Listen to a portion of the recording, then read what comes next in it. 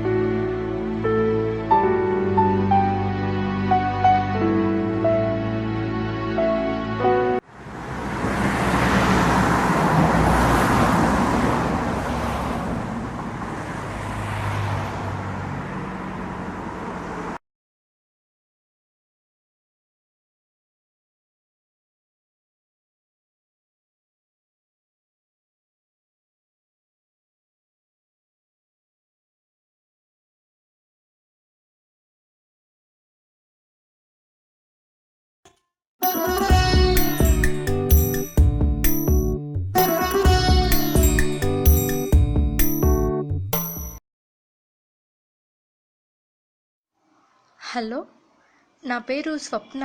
ఇప్పుడు మీరు మాట్లాడుతున్న ఫోన్ నాదేనండి. నేను మా అమ్మమ్మ వారి ఊరు వచ్చాను. రావడానికి 1 week పట్టొచ్చు. If you don't mind 1 week తర్వాత ఆ ఫోన్ తీసుకుంటాను. మీ పేరు? నా పేరు హరీష్ అండి.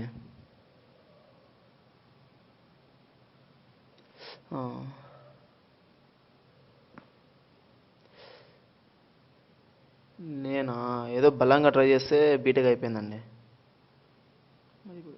నేను పెద్ద విఐపీలేండి.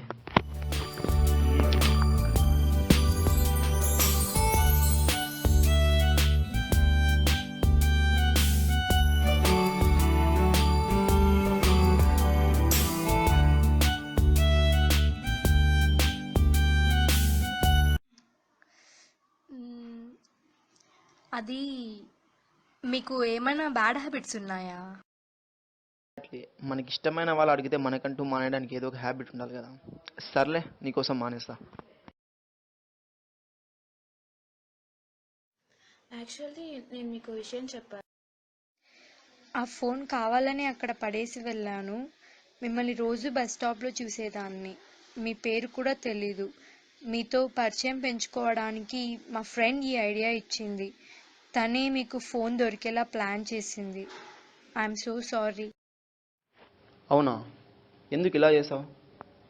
అయినా మాట్లాడాలంటే డైరెక్ట్గా మాట్లాడచ్చు కదా. సర్లే, రేపు కలిసిన తర్వాత మాట్లాడదాం.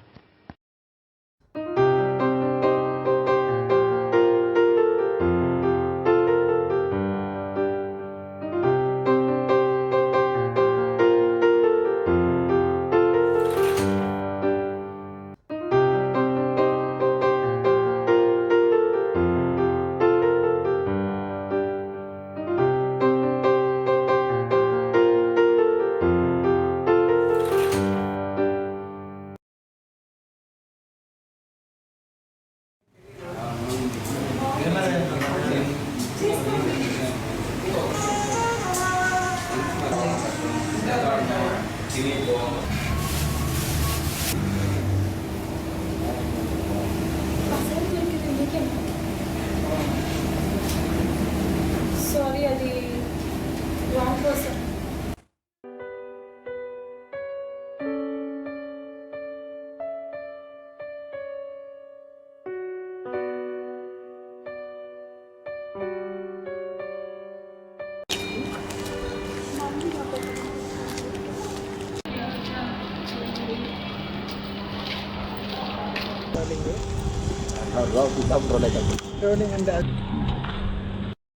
అసలు ఏం జరిగిందంటే, నేను లవ్ చేశాను అనుకున్న అబ్బాయిని మా ఫ్రెండ్ కూడా లవ్ చేసింది. నన్ను ఇలా డైవర్ట్ చేసి తను అతనితో లవ్లో ఉంది. తను చేసిన పనికి నేను మీ ఫీలింగ్స్తో ఆడుకున్నానండి.